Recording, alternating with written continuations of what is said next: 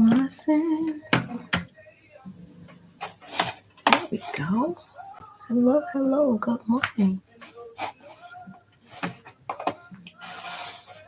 Good morning, beautiful people.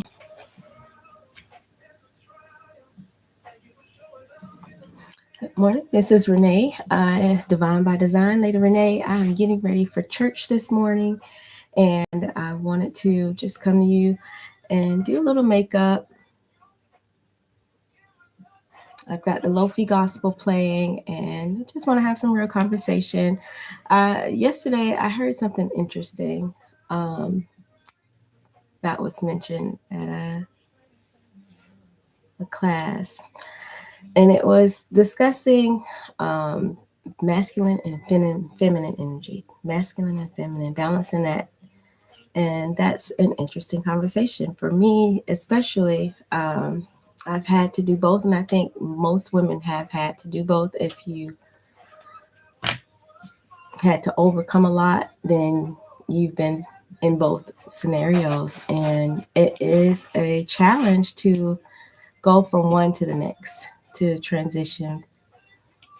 And I think it has a lot to do with wanting to have a good balance of who you are.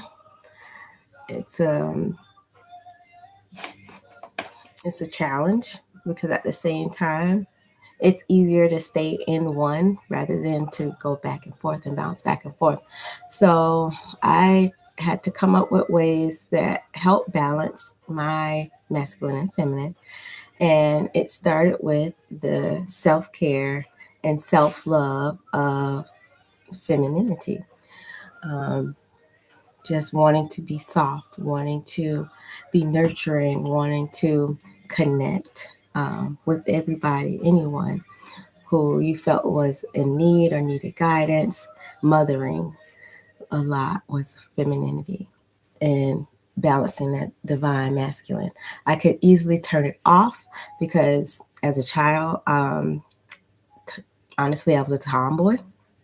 I should be doing my makeup, but I was a tomboy as a child, and I thought everything that a guy did, boys did, were so much funner. It was funner to just be like a boy.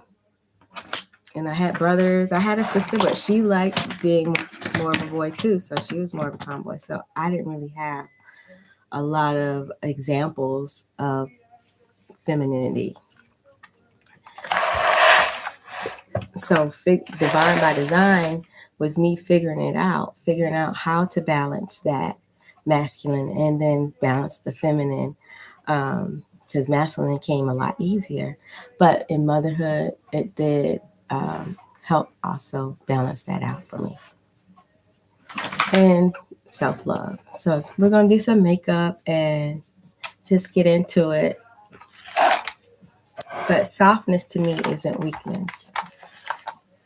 Softness comes with a lot of discipline and understanding the male species, the understanding men and how to diffuse, how to set boundaries, how to make them happy, and then identifying what are those things that make me happiest as a woman, in a woman and soft energy. We don't have a lot of go, go, go, go.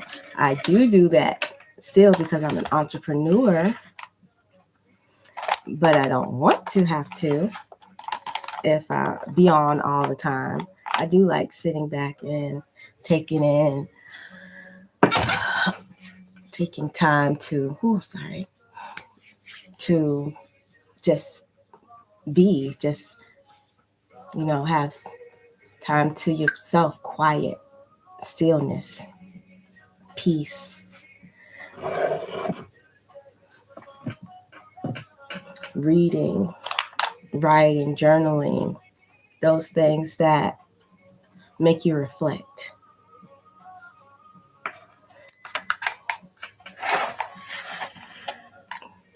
And I think it also includes beauty. because men, I mean, back in the day, they really didn't try to focus on looks like that. They were more focused on working. And if they did, then they would try to hide it. They weren't as flamboyant as they are now with aesthetics.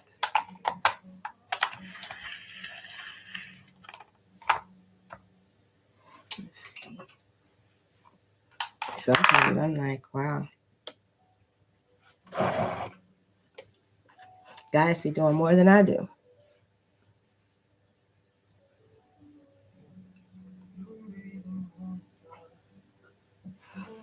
Okay. I have on no makeup and I have a clean face. I don't know if I'm smiling at all. Let's see.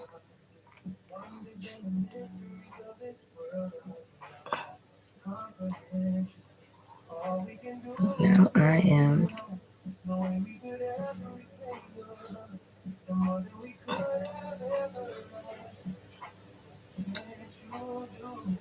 applying my Mary Kay. This is what color?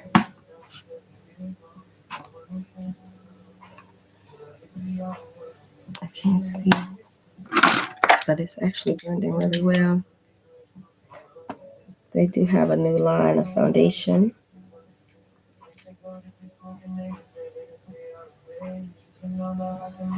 C140. That doesn't matter because that's not what is being offered at this time anymore. Mary Kay has changed its foundation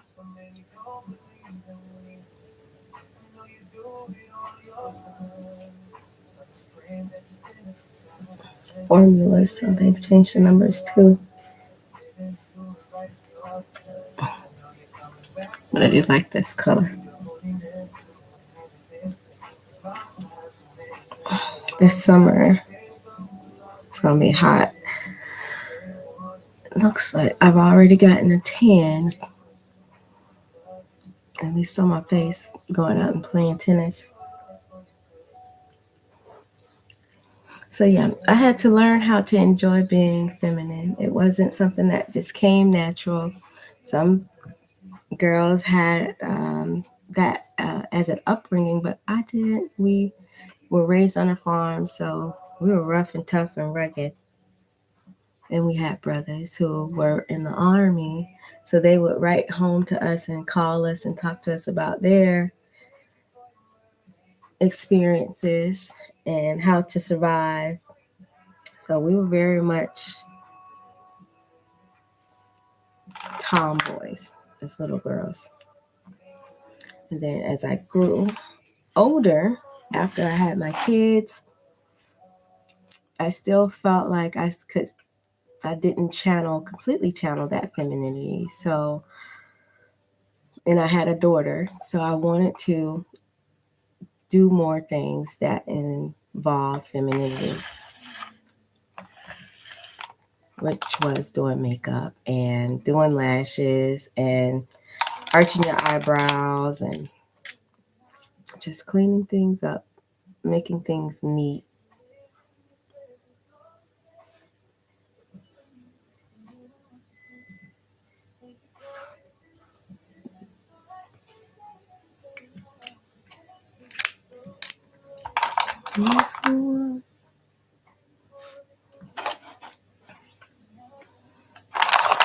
And then when you lean more into who you are, you're created to be, it brings a lot more confidence. Your confidence goes up. So you just naturally kind of exude this presence when you're around people. And some people like it and some people admire it. And then some people may be jealous of it. And you have to take the good with the bad. It comes with both. You put your makeup on. Some girls don't wear makeup. Some girlies think that it's okay just to be natural, which I did it for a long time, so I get it. I get it. Why do you have to do all that? But if you want to be set apart from the rest, you take the time to put your makeup on because it cleans your face up.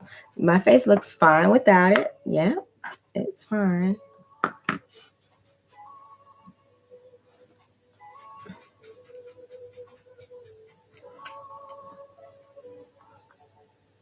But this is the one thing that guys really can't do without clearly saying, I want to be a woman. Clearly. So that sets you apart. And that sets you apart with guys too, not just women. Now, a masculine man, he'll appreciate you wearing makeup. A more insecure man who's learning who he is, he probably won't approach you because he doesn't want someone who has a high self-esteem, high enough self-esteem to take the time to put on makeup and try to enhance your appearance. That's just the truth. So you kind of repel those guys. And that's what you want anyway. You want a guy that's confident enough to stand in his masculinity and you stand in your femininity in all your glory, looking good while he's looking good.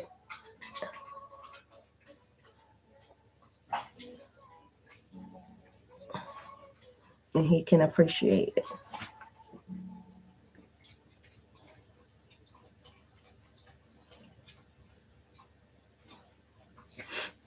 Mercy. He can appreciate you with or without the makeup on.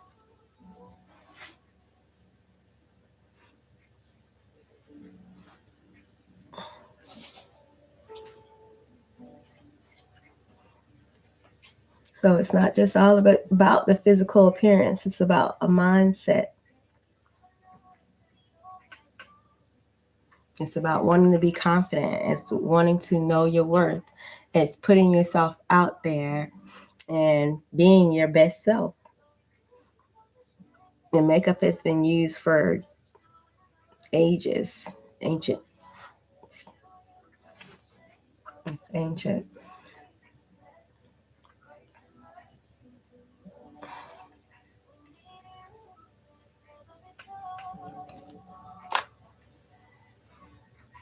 Mm.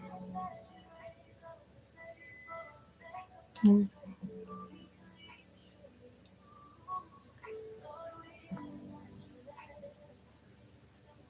You just carve out your face. The one thing that makeup does is really tailor your look to you.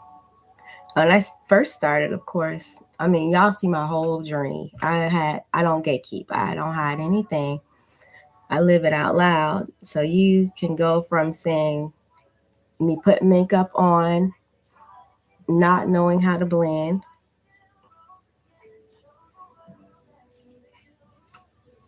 and looking like possibly, I don't want to say a drag queen, but or a clown, but it wasn't great. That is a process, and you have to discipline yourself and do it every day, which teaches you skill, consistency. It takes time to put on makeup and study. I mean, I watched so many makeup videos where the girls would use different palettes, Too Faced, Hoola, Hookah, um, Lane Claire, whatever it is. But I had to do what was in my budget and what best matched my skin sensitivity because I am very sensitive. I don't know if I've mentioned, but I had nutritional deficiencies as a child. So my body is very specially designed. We started out as nutrition deficient because we were overfed with sugar as children. My sister lost her kidney. So we had special diets as children. I didn't realize it at the time that we were learning how to learning be how to be nutritionists to ourselves, but that's essentially what it has equated to be. And if I try to change my diet, go from just being clean, eating clean, to eating junk foods, I have weight gain. I have brain fog. It creates a ton of issues. And I had to learn that that's a part of reflection, being feminine, just thinking like, okay, how can I fix this? How can I create a solution?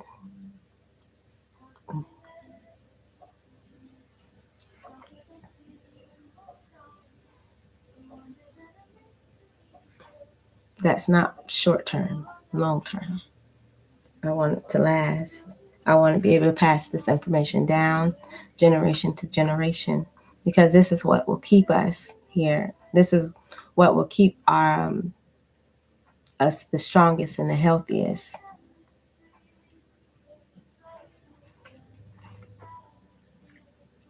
Okay. Learn to blend. When you learn to blend, boy, the application. I think makeup isn't about the type of makeup that you get, it's the application process, the strategy. So you want to have clean skin, you want to have a great foundation. You start off with good skin. You won't have your makeup is going to look good because you don't have all the dents and divots and um, pores to fill. So you have a smooth surface. Mm-hmm. Easy peasy. And then you go and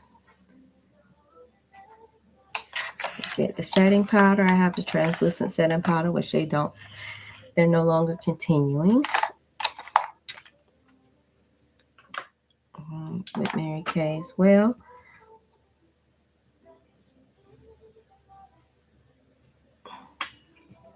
Mm-hmm. Mm-hmm. Thank you, Lord, for another day.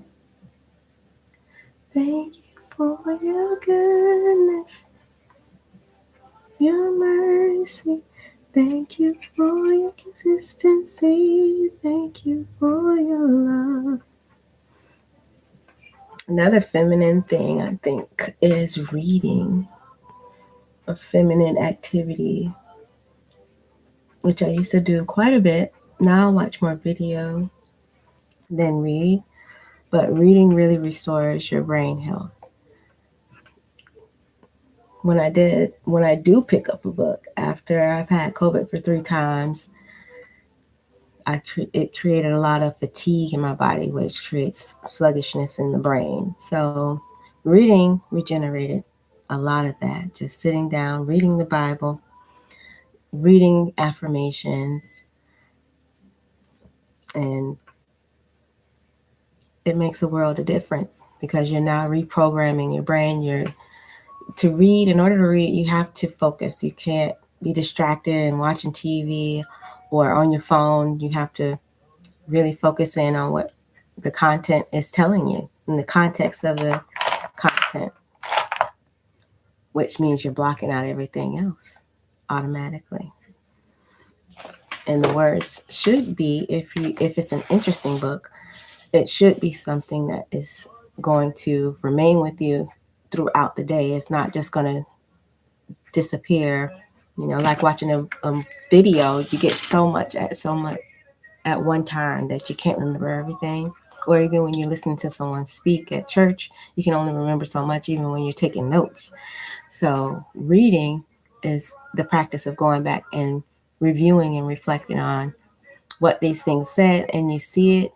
And if you want to, you read out loud, you hear it, and you just remember it a lot easier. And it's almost like a movie. You get into it. So self-development books are a really great place to start.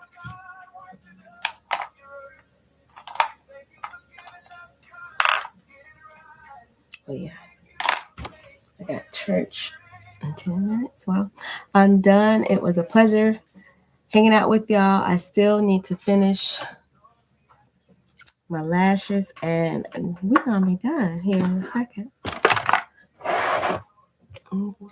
Very, very natural for church.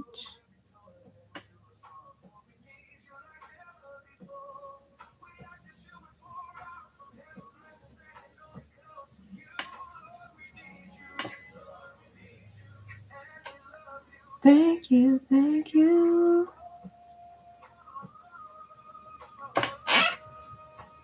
Lord, this is our prayer. One thing that I think is feminine also is singing, and I've always done that.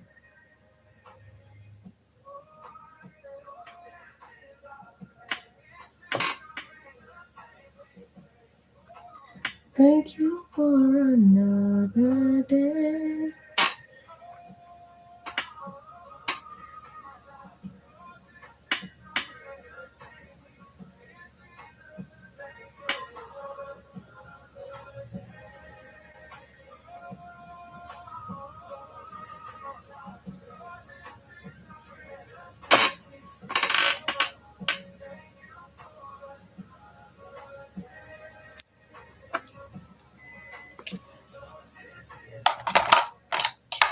I know what I'm about to do.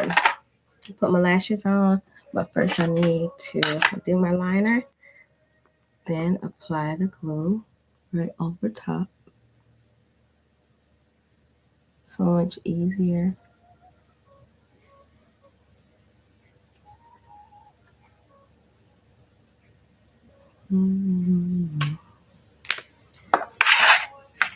Lay down at you. Thank you for not turning your back on us. What to do? I know y'all are like, how are you going to church? It's almost 12 o'clock. Well, this church starts at 12.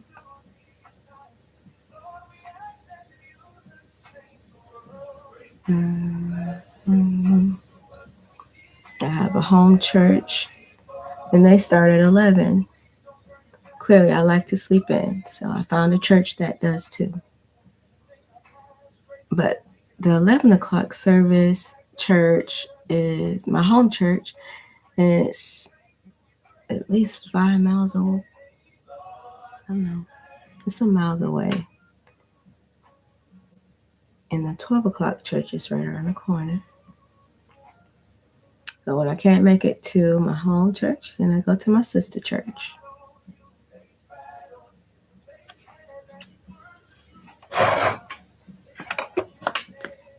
Go.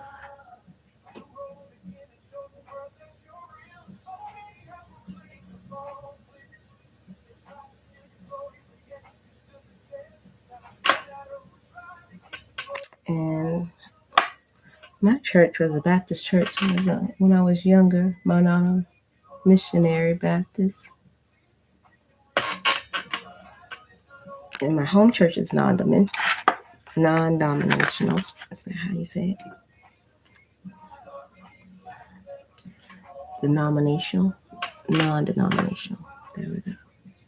And my sister church is Baptist.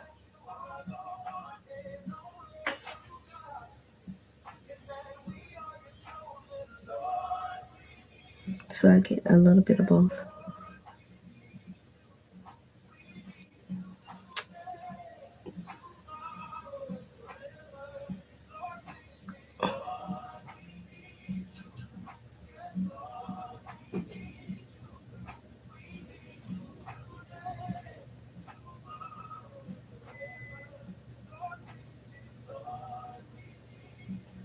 All right. We got it.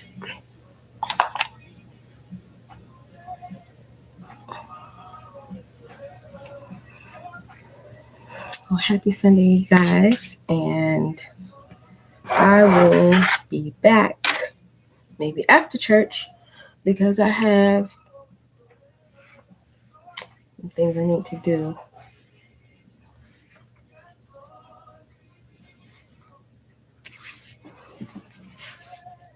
So,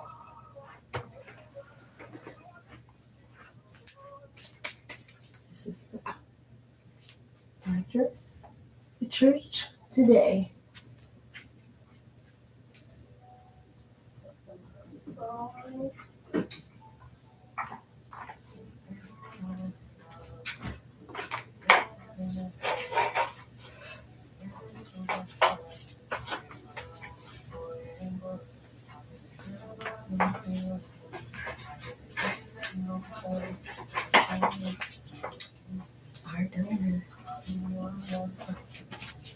What I can do is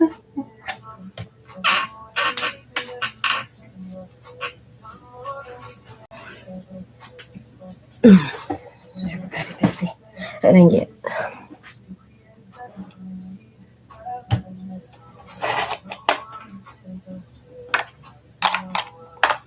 Okay, y'all.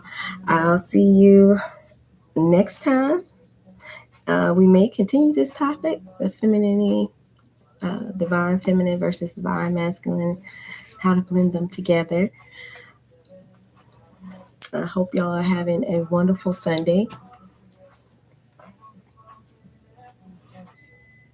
And hope you enjoy your service if you're going to church. It's first Sunday. Get our communion out.